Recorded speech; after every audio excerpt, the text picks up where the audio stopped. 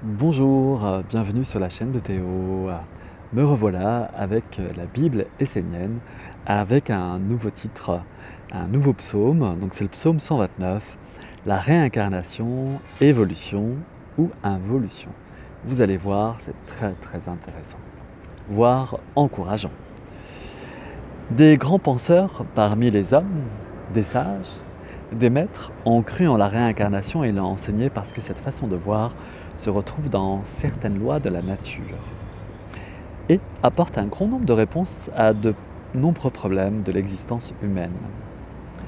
La difficulté est que la connaissance de cette loi de la réincarnation a souvent été transformée et réduite à de simples croyances, à des enseignements non approfondis, qu'ils deviennent des superstitions de plus. Par exemple, croire que la réincarnation permettra à l'homme de régler certains problèmes non résolus, de refaire les choses en mieux ou de conduire jusqu'à la perfection une transformation non achevée, constitue une vision superficielle et incomplète. L'homme prend un corps et doit évoluer avec le temps d'une vie. Il fait des œuvres et à travers elles, il se construit un autre corps dans son corps. Ce corps, il le retrouvera en lui à travers ses cellules dans une prochaine vie. Chaque cellule est vivante dans plusieurs mondes. Elle possède une force, une mémoire, une intelligence, une destinée. Suivant l'orientation que l'homme donne à sa vie ou qu'il laisse lui donner, il attire en lui certains mondes qui s'incarnent dans son corps à travers des cellules particulières. Les cellules, elles aussi, cherchent à évoluer et à atteindre un but. À atteindre certains buts. Plus l'homme possède en lui une quantité élevée de cellules sages et lumineuses, plus il lui est facile de s'engager et de marcher sur un chemin de lumière. Plus il possède un capital de cellules anarchiques et plus sa progression sera difficile. D'où l'importance de l'éducation, non seulement de l'homme, mais également du peuple et du corps, car l'homme est tributaire de son environnement et de son corps. Si vous accumulez des erreurs ou si vous reproduisez des actes et des habitudes qui alourdissent la vie, cela s'enregistre dans vos cellules et les influence, les oriente, les éduque. Elles porteront alors cette impulsion, cette mémoire, cette intelligence, même après la mort du corps. Et c'est sur cette base qu'elles élaboreront le futur corps de manifestation.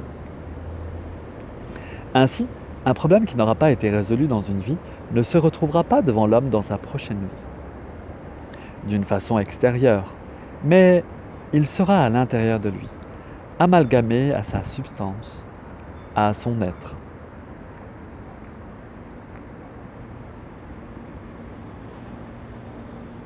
À son corps aussi. Par exemple, même si un homme habité par la jalousie est conscient que c'est un défaut, celle-ci formera son futur corps dans sa prochaine vie sans qu'il puisse s'en apercevoir parce qu'il l'aura intégré en lui.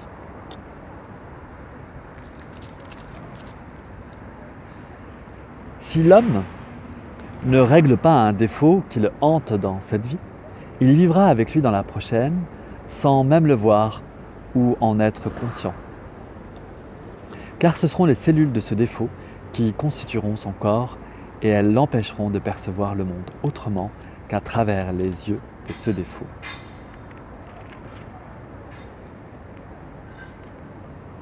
Devant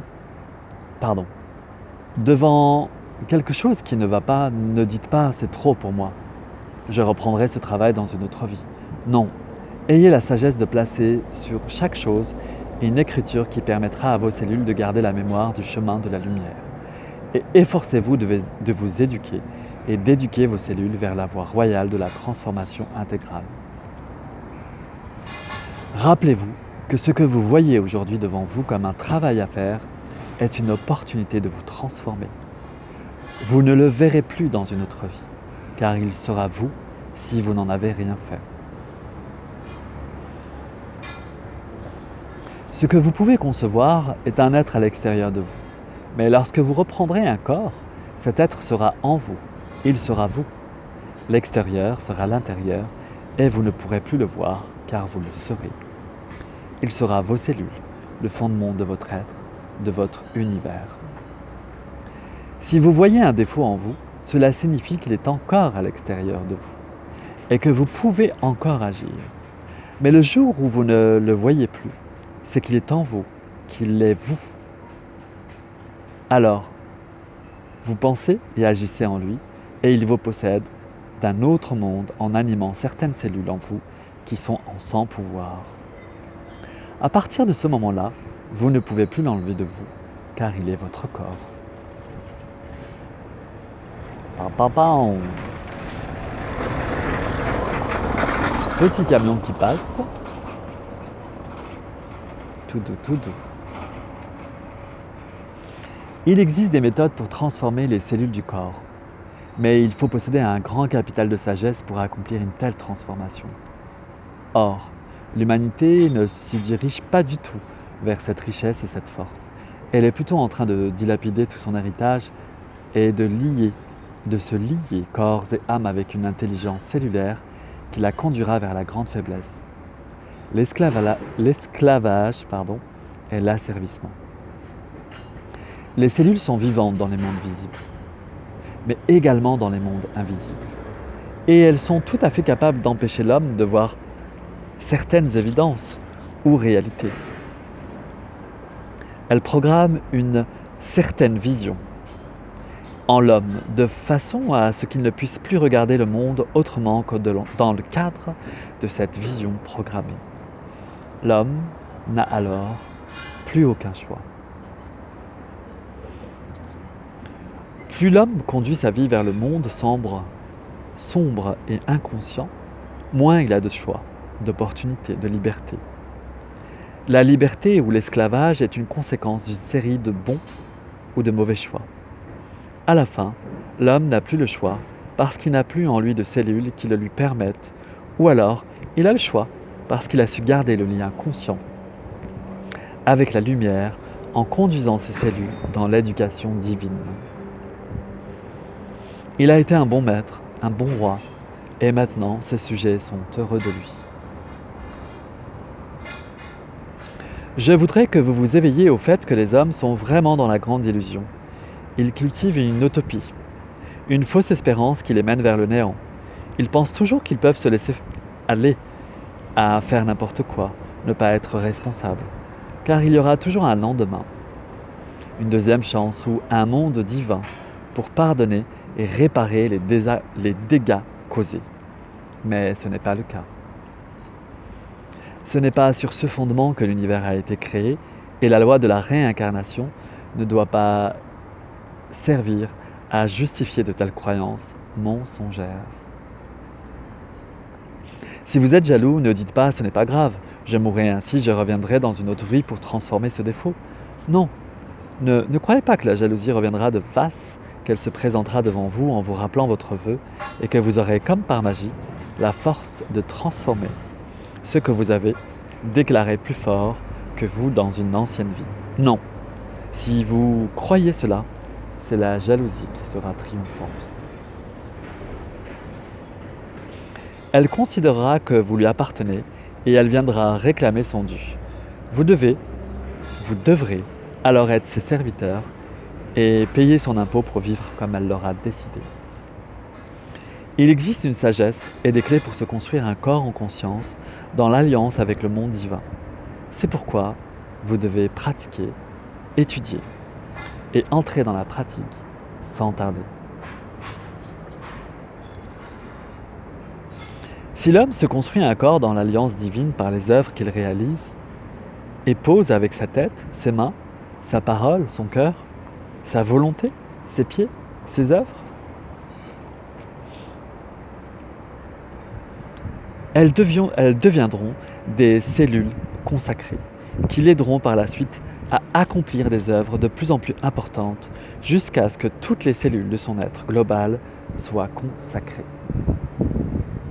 Celles-ci formeront alors le peuple de la lumière autour du roi, du représentant du Père et de la Mère, du Fils, de la Fille des soleils. Lorsqu'un homme est parvenu à consacrer des cellules harmonieuses, lumineuses, il possède un acquis dans sa vie et peut en jouir dès sa naissance dans une incarnation suivante. Cette conscience, cette vie et cette respiration cellulaire expliquent pourquoi il y a des êtres qui sont doués dans certains domaines, qui comprennent vite, qui savent utiliser leurs mains, unir les êtres autour d'eux, accomplir des œuvres parfaites et indestructibles dont tout le monde profite et qui apportent le bonheur et la paix. Il s'agit là d'un acquis, d'un patrimoine cellulaire.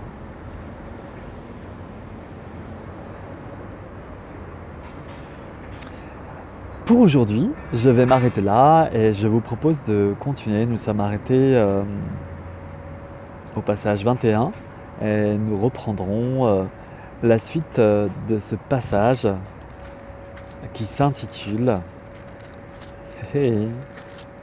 La réincarnation, évolution ou involution. Merci une petite dédicace à Bambi et à Souve et à toute la team de Sense8 de Marseille. À bientôt, je vous souhaite une magnifique journée d'été 2020. Au revoir